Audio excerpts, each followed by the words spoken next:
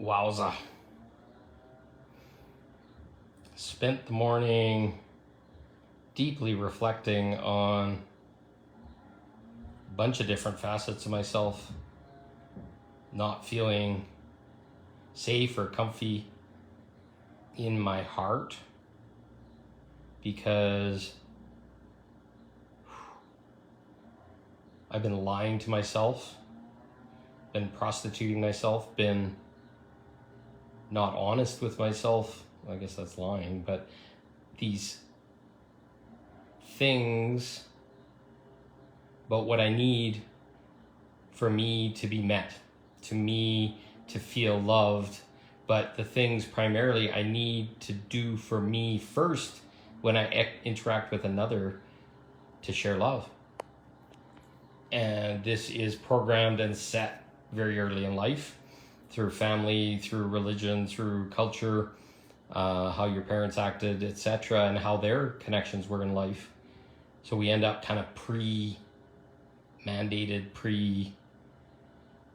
pre-approved, that's maybe not the right word, but pre-programmed to have relationships very similar to the way our family shared them. Because our first acknowledgements of love are usually with our mother, our bonding with breastfeeding or being held or cared for. And however our mother is feeling at that time or how their relationship is going can set the tone for how safe we feel in our body, how safe we feel in our reality when we feel it's okay to cry or to be emotional. And this is programmed into our subconscious. It's programmed into our fascia, our way we are as a being. Do we feel safe in the world? Do we feel safe to receive love? Or does that love have a hook in it? Does that love have a requirement? Does that love mean I'm honest, but maybe they're not honest to themselves? Does a lot of parental relationships have narcissistic or codependent tendencies? Especially in the generation that my parents grew up in and I was born out of. Dads were meant to work and be busy all the time, and moms were growing up in this homemaker kind of thing, but also feminism was coming out, and a lot of craziness and rips and tears were placed in the energies of our mothers or our parents. And a lot, just because it was before feminism, there was a lot of control that maybe women didn't have that they learned to on their male children sometimes, and vice versa. Fathers are doing something similar but opposite. So now this is kind of programmed into our fibers and who we are as a being. And now I'm in this stage of kind of stepping out and wanting to date again and create relationship after divorce and crazy programming of past relationships and a lot of my old wounds showing up in the relationships I drew in, etc. I'm now at this fundamental place where I'm programming differently how love's going to feel to me. And I'm having to come back from this place of self first. And I'm not talking selfish like the narcissistic kind of selfish. I'm saying I have to choose myself first. What is important to me? What feels good? How does a partner, or at least I have to be able to interrelate with my partner what I want. And once I can interrelate with that this is my terms or whatever, we come from a place of agreements first. Like, this is what I want in my life. Do you want the same thing? Hey, I don't believe in expectations. We're going to talk about everything, and everything has to be consciously agreed to before I'm expected to meet it, and vice versa. Because there's a lot of programming about how relationships progress, what the escalator is. It's like, okay, we're falling in love down here, or we're dating, and then we're falling in love, and then maybe sexuality happens, and then we move in together, and then we get engaged and get married and have a house together. There's all these steps, and they're different with every culture that we talk about, etc. Different religions will have different expectations, and then how our parents' relationships were, if they had divorces and breakups along the way, that creates different expectations. Like, maybe love's not forever, where somebody going in the first time, love is forever, and this is picking one for the rest of my life, and it's sacred or whatever. Well, after you've had 3 or 4? Is it sacred anymore? Is it broken in the way it is traditionally now? And we have to look for new levels of how we commit to another in feeling safe for ourselves first. And this is very different than traditional relationships. I lived 15 years in a relationship, and there's a whole bunch of expectations, and we were sharing love in all these different ways. And until you know what the love languages are and all this kind of stuff, you can be completely loving a person and they're not feeling a drop of it, and vice versa. So this self-love place that I'm starting to come from is very different. It's not just like relying on hormones and the rush of connection and passion and all this kind of stuff. Those are entry points to a relationship, but a lot of times those relationships can be based on vibrational matches and lessons that we need to learn, and we end up pulling in the same thing, and it can get messy. But until we start self-loving, then things change. It's like, okay, I'm setting some terms. I want to have a discussion deeply about what's in our heart in a first conversation. I want to make an invitation to be real with that person right then and there, so that we're now talking from what's needed, rather than going through like stages and stages of dating where you're testing and trying people out and trying to figure out in between the lines. I want to have a discussion of what's important and these kind of things. And if people aren't okay with that, that's okay, because that might be vulnerable. But I think it's what we're all needing and we're all wanting, but we just have to have the courage to ask for it up front. It's like, hey, I love scuba diving, for example, or I love to write. I love to explore the world, and I love to watch movies and have experiences. I love to cuddle. I love to touch. I love to kiss. Are these all things that you want? And then that self-love now, which feels like a really hard, messy conversation and might make the other person feel uncomfortable, to me is now turning into something different. It's now like, here's the entry point. And if we don't have those commonalities, at least I know it from the beginning. I know where I stand. We all have the need for sexuality in relationship and for ourselves to be met. Well, shouldn't that be a discussion early on? And it's not anything about, hey, I want a one-night stand or whatever. It's about, is this in the books for you? Is this something you're ashamed about or only happens after marriage or whatever? And to enter into connection with a person without understanding if those things are in their interest. And we've got to be really honest about it, because in the long run, unless there's some abuse or some physical stuff, we all want pleasure. We all want to feel good. We all want to feel safe and vulnerable with a partner that is safe and vulnerable back.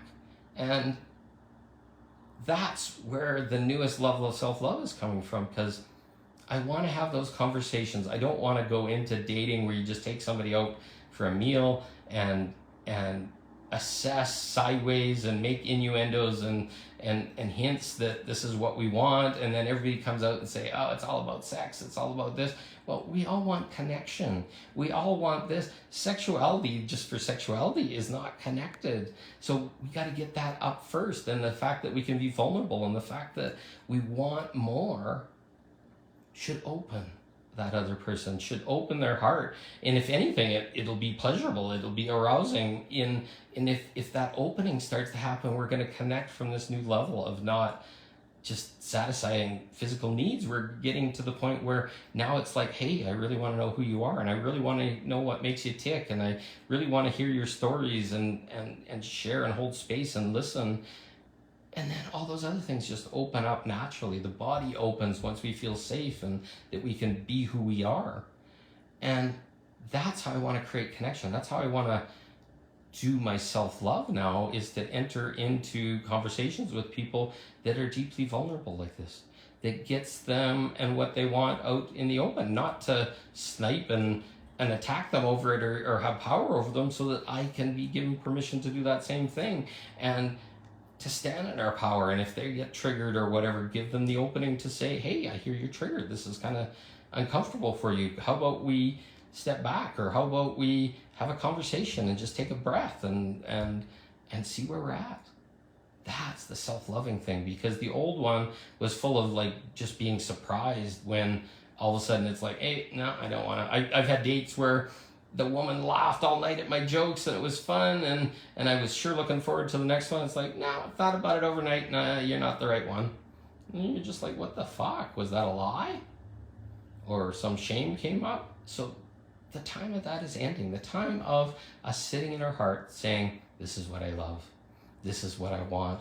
This is what I want to share with a partner. And I don't want to combine my life. I don't want to force ourselves to sit and sleep in the same bed and attach. I want to have somebody that wants to retain their existing life, but wants to add me to their life. And over time, you add somebody more and more and more to your life that's really working out, and it feels good, and your connection's there, not feeling obligated. Oh, I gotta go to their house today, and you gotta go to my house tomorrow, or whatever. It's like, fuck, I love your place. Oh, that was fun.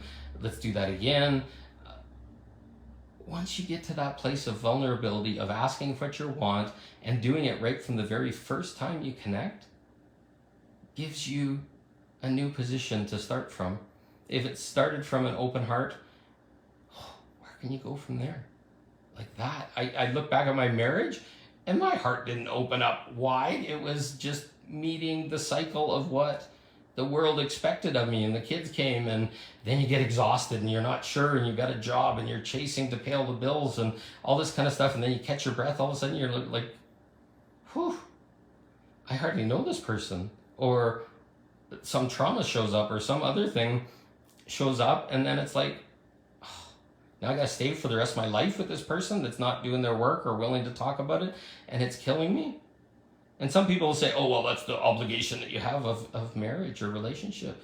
No, it's not. If it's not feeling good in your heart, and you ask them and you have conversation and you gently cajole and hope that they'll talk about it, and they don't, what choice do you have? Suffer for the rest of your life? Or say, oh, I'm taking on this humble deed of helping to fix them so that they don't have to look at their thing? No fucking way.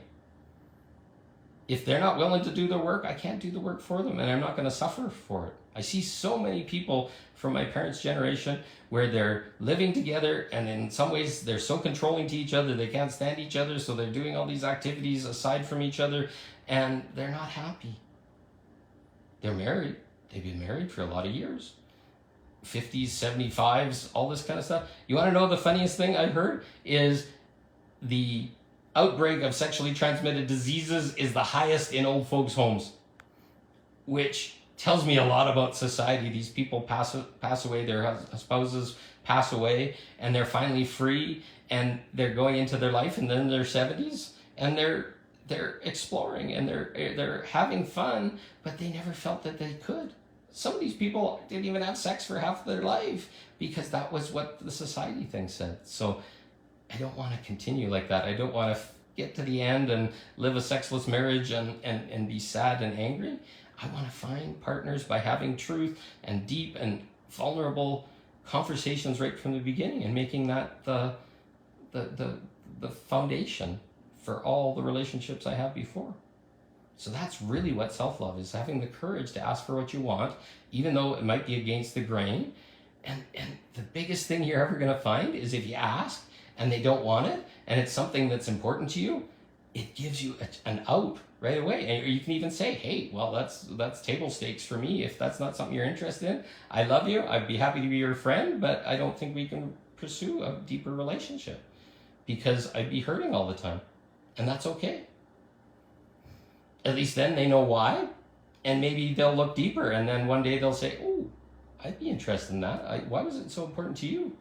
Oh, it felt shameful and whatever. Well, maybe I want that too now. And that person will come back in a week or a month or whatever and say, wow, you had the courage for having that. Let's talk more. Because you'd be surprised how many people want the same as you, but are too ashamed to ask. And it's an invitation. So that's what self-love is growing into for me. And I'm going to be talking a lot more about it. I'm going to be talking about relationship contracts and other things that I think are important in my world, and would love to share with everyone else.